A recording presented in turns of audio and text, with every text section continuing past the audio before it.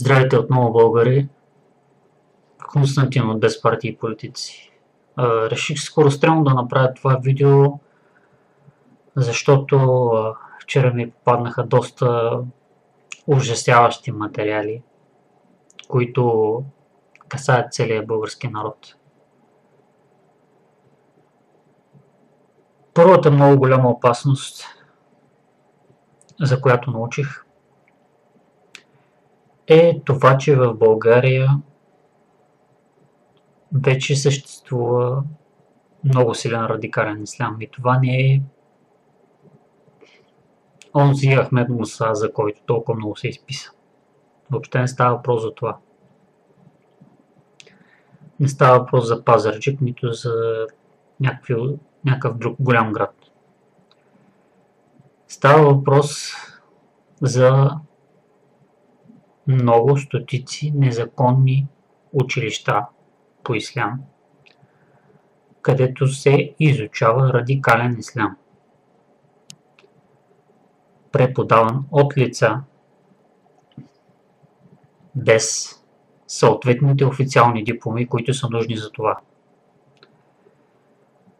Тези лица са учили в Катар и Саудитска Арабия, където, както знаете, се изучава лохавитската форма на исляма или на просто език казано радикалния ислям. По данни на експерт от главното мюфтийство в България,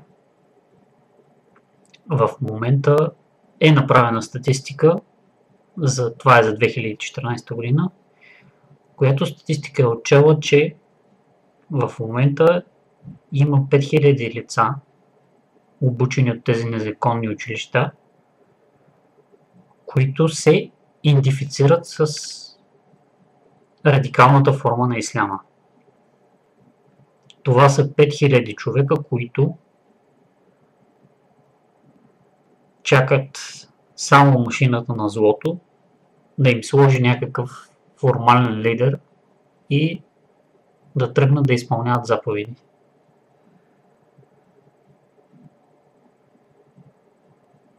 Не искам да плаша хората с по-големи приказки, но по-лошото е, че обучението в тези нелегални училища продължава и в момента не е обезпокоявано от държавните органи. Това значи, че в близко недалечно бъдеще оттам ще излизат нови хора, които ще бъдат обучавани в фалшива форма на ислям. Това е наистина много голяма опасност за България. И аз призовавам всички нормални мюсюлмани в България, които изповядват мирния истинския ислям, този, който е сертифициран от нашето главно мюфтийство, нека те да надигнат глас, да въстанат срещу тези незаконни училища, както и да не дават децата си да учат там. Защото ако техните деца заминат там, най-малкото, което може да стане за тях е те да ги изгубят по наред начин в бъдеще.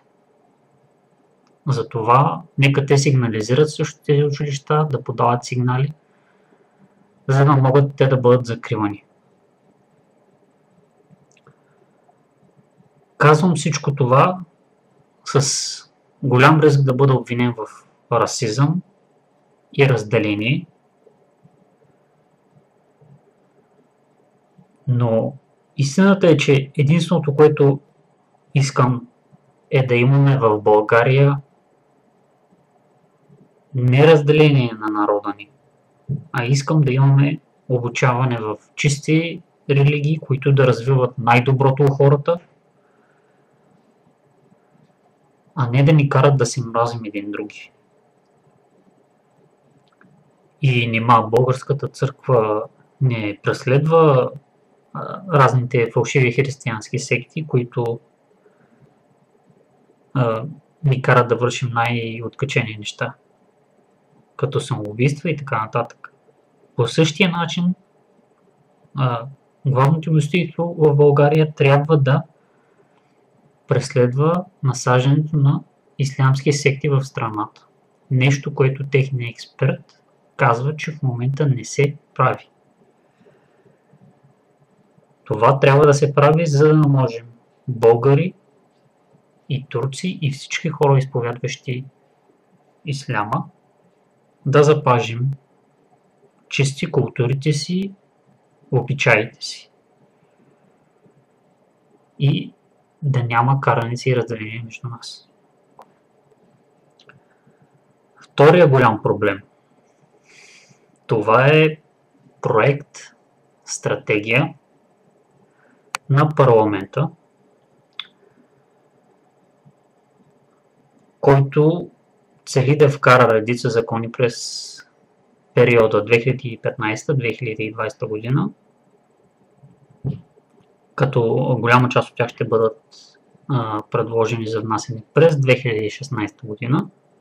Още не знаем кога точно. Като фасадата на тези закони е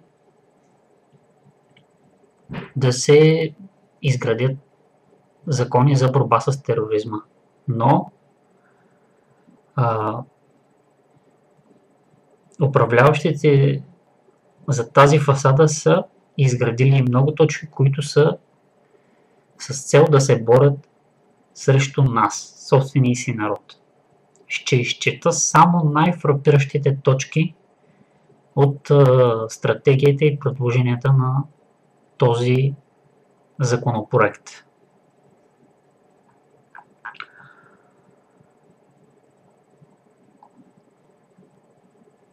Точка 17 от стратегия срещу тероризма.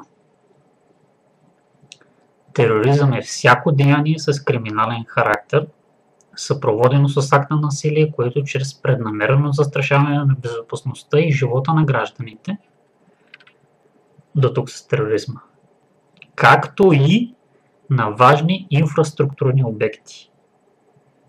Тоест, ако някой протест излезе и примерно започне да мята, както знаете, Кольо Боси мяташе домати по парламента, ако той тръгне да навреди по този начин на парламента, той попада под ударите на този законопроект.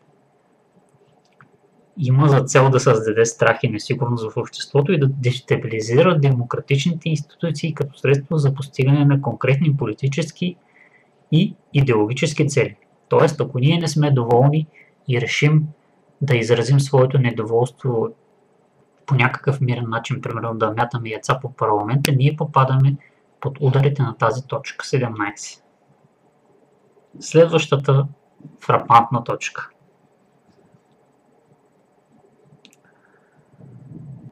Тя се намира в план за изпълнение. Точка 13, която трябва да бъде приета през 2016 година. И тя казва следното. Трябва да се формира междуведомствена работна група за създаване на нормативна база за противодействие на изказвания и послания, подбуждащи към омраза в интернет и социалните мрежи. Тоест, ако някой от нас в социалните мрежи каже: аз мразя този и този политик за това, което той е направил заради еди си кое си действие, даже и това да е напълно оправдано, даже и да има някаква обосновка за тази омраза, това тях няма да ги интересува. Ние ще попадаме под ударите на тази точка. Защото това за тях ще е насаждане на омраза. Няма значение как ние ще се обосноваваме. Нищо няма да може да ни отърве. Тоест сега това, което правим чрез нашата Facebook група, това вече няма да бъде законно.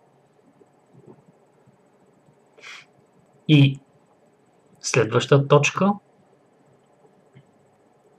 2.8. Разработване на методика за установяване на сайтове, чрез които се осъществява пропаганда и открити призиви за насилствени действия. Тоест, ако не дай си Боже, на Facebook групата ни или на сайта ни някой каже да отиваме да сваляме това правителство, моментално попадаме под ударите на тази точка. Сами разбирате, че ако това нещо се приеме, не смея да си помисля просто какво ни очаква. И ние ще бъдем съдени и затваряни в затвора заради възгледите си и изказванията си срещу световния терорист САЩ, например, както и неговата наемническа армия от ИДИЛ. В другите европейски държави